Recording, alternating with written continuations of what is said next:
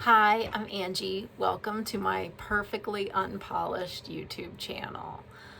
I'm a life coach, a small business consultant, author of Secrets for Less Stress.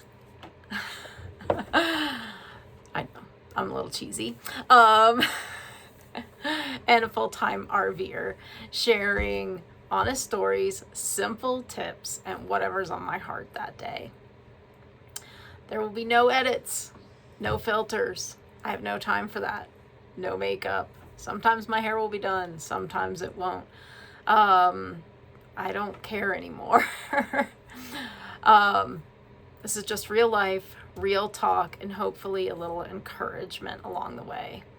I will be looking at my notes because, like I said, no filters, no edits. Today, I would like to share 2 of the things that help me stop living in constant stress and finally start enjoying a life that I want to live. There's so much backstory, but I don't want this to be a 3-hour long video, so maybe I'll make a few extras to fill in the blanks. But if you have any questions, give me a comment. And I'll happily make a video and answer those questions for you. But the 2 things that helped me stop living in constant stress, number 1, stop being so hard on yourself. I'm gonna say right now, I've been meaning to make YouTube videos that are more consistent and like be here to help you. But I've been not ready or making up excuses. Things aren't perfect. The lighting's not perfect. My hair's not perfect. I'm not in the perfect place in my life to start sharing things. And I just decided to give that up. So yeah, this is all gonna be raw, and you'll learn more about me as the videos go through. But I have been called to get busy and start creating, and really hope that I help the right person along the way, and maybe that's you. So let me know. Anyway, number 1, stop being so hard on yourself. It's definitely easier said than done, but I went through a huge process in my life. I first had to give up this idea of being perfect and what that even meant. I had like the same story kept going over and over and over in my mind, and I got to a point that I realized that like perfection is just bullshit. Yeah, I do say shit a lot.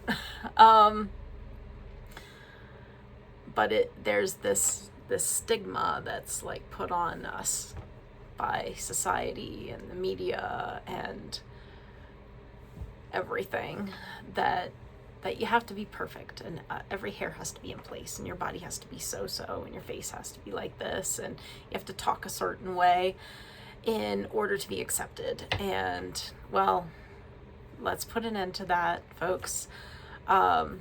Perfection is a lie. There's no such thing. Everybody wants to be another version of themselves.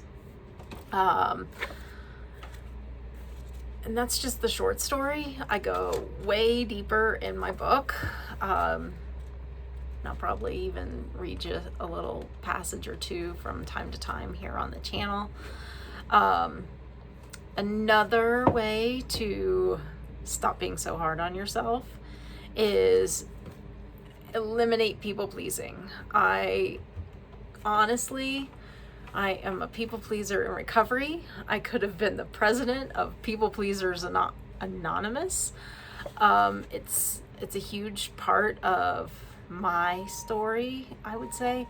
I just constantly felt like I had to make somebody happy or be something or do something for somebody in order to prove my worth as a person. And sorry, I do fidget a lot. But people pleasing is definitely something you need to give up. Start pleasing yourself.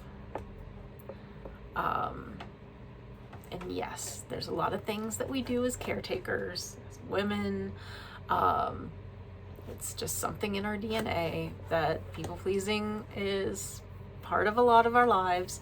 But you need to find some balance. Balance is a whole nother subject. I'm probably going to make notes as I go along in this first video. That's like, I know it's not my first video. I've got a few going on. But we're going to try to stay on track here. Eliminate negative self-talk. The stories that go on in your head. I used to just, like, if I said something to somebody or you know, made any kind of small mistake throughout the day, I would just freak out and beat myself up and find, like, oh, how could I fix that? How could I be better? How could I have not done that? How could I have made such a stupid mistake? And the story just keeps, like, compounding and compounding and compounding. But that's part of stop being so hard on yourself, learning how to stop that negative self-talk. And a big part, like, I will say the catalyst that helped me stop being so hard on myself is meditation practice.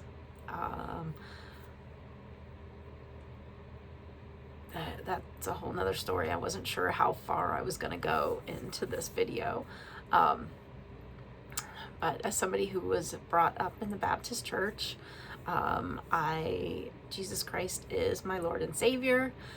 And I had I don't even know how to say this right, a view of how I was supposed to be as a good Christian girl. And there was a lot of rules to follow, and that kind of goes back to the perfectionism and the people pleasing and all of that.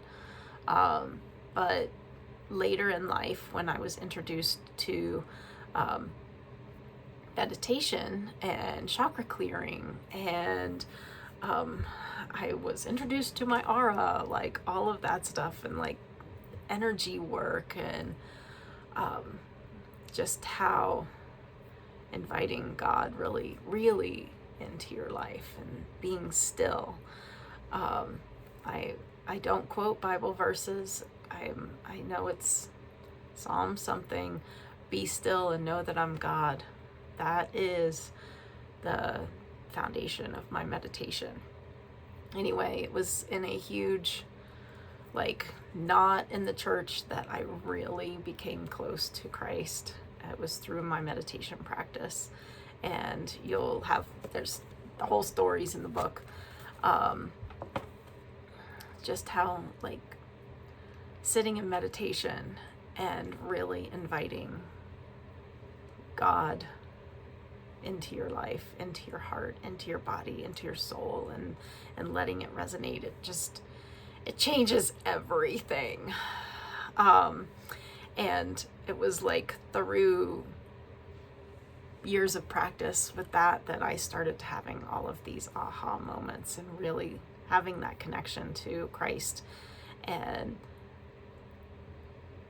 hearing and listening and following what I was supposed to do next. Like the last month that I keep having this calling that I'm supposed to be making these YouTube videos. Probably it's been longer than that. I probably have been told for the last like 5 years to start making good YouTube videos. See, I just like put that word, making good YouTube videos. I judged myself there. Catching those things, but then not being hard on myself about the catch. Anyway, I'm doing it now, and this is what's happening. So stop being so hard on yourself, Angie, and everyone else, and you. stop being so hard on yourself. Honestly, it is a game changer. No matter what you're trying to do in your life, it is a game changer. I swear. Once you learn, or actually you don't even have to figure that out first. The other step that came to me through life experiences, the situation that I was in, again, the whole story's in the book, is to have a life with less stress, at least for me, and I know that it works for a lot of other people too. Stop being so hard on yourself, and then become the CEO of your life. Like, actually start running your life instead of just like going through it. Like, run your life. Like, really be there. Make a plan. And this is kind of encompasses goals, your aspirations, what you want to accomplish in your life, but even your day-to-day plan. Like, figure out all the stupid little stuff that irritates you and stresses you out that you can't get done, and you're one of those people that has a to-do list that's 1,000,000 miles long that never seems to get done. Just because life just keeps happening and throwing new things at you all the time. So it's really frustrating. But anyway, there is a way to make a plan. But I'll tell you, like, the things that like bothered me, which I'm sure actually there's been studies, finances, money. Who here's stressed out about money, especially in today's society? Well, honestly, forget that. It's not today's society, it's always. Money stresses people out. It really does. And it really stressed me out. It's still like a little, not like it used to, but anyway, get a plan to get control of your finances, your income, your expenses, a budget, however it is, take control of it. Don't let your money control you. You have to control your money. Just like everything else in your life. Don't let things control you. You need to take control. That is what I mean by becoming the CEO of your life. You have to learn how to ask for help. You have to learn how to delegate properly. And doing so with grace. Not bossing people around, but actually asking for help. There are so many people that are in your life that want to help, and they don't know how because you've never asked them. You think you have to do everything yourself, and it's just not true. I kind of want to go into the story of asking for help. There was a time back when we were still in the house and with the boys, and I can't remember, like, it's gone from me right now, but there was a moment that I was like freaking out. There was like, I was bringing in the groceries and everything was a mess, and I couldn't get dinner ready, and there was just a lot of stuff. I'm probably mixing up a couple stories in my head, but because I wasn't planning on going into this, but I completely freaked out, and I found out later that if I would have just asked for help, everybody in the house wanted to help me, but they thought that I liked doing everything by myself, and that I wanted to be in control of everything. And well, yes, at that time I wanted everybody to think I had ultimate control. So think about that for yourself. Those of us that are people pleasers and control freaks and all of that, whatever you want to call yourself. I'm not a psychologist. So yeah, I will probably say a few things that are not politically correct. Anyway, I found out later that everybody really wanted to help me, but they just didn't know how, and that kind of blew my mind. And once that aha moment, I started seeing several moments in my life that was the exact same way. So yes, we need to learn how to ask for help and how to do it from our heart and not from an angry or frustrated or overwhelmed state of mind, like a CEO, like the boss of your life. And the other thing that I go into in the book is how to take advantages of shortcuts. I am somebody who absolutely hates housework. I hate house chores. I hate doing dishes. I hate doing, I'm not one of those people that like cleans to de-stress. No. But at the same time, I didn't want to live in a chaotic home. So I came up with a system to have a clean house when you hate doing housework. It's all in the book. I also, the dreaded, hey, what's for dinner when everybody comes home? And even if when I was by myself, like when I was single, no family, it was still like at the end of a long work day, oh, what are you gonna eat? I did learn that I needed to start taking better care of myself, and fast food was not the answer, so making a plan was the answer. Anyway, I feel like I've rambled on a lot, but I go into a lot of that in the book. So the video has gone longer than I originally planned. If you have any questions, if you'd like to hear any more of my stories, or whatever, put a comment down. If any of this resonated with you, please hit the subscribe button and like the video and all of that fun stuff. I will be showing you some of our adventures as full-time RVers. I might do some cooking. I will definitely not show you cleaning videos. You'll get to know our dog Dakota, who is over here sleeping in the chair, and also a few tips and tricks from my book, where you can also find the link in the description. So, like I said, no edits, no filters, so this is the end of today. In future videos, if there's ever like a long one, I might, instead of, because I don't even feel like learning how to edit.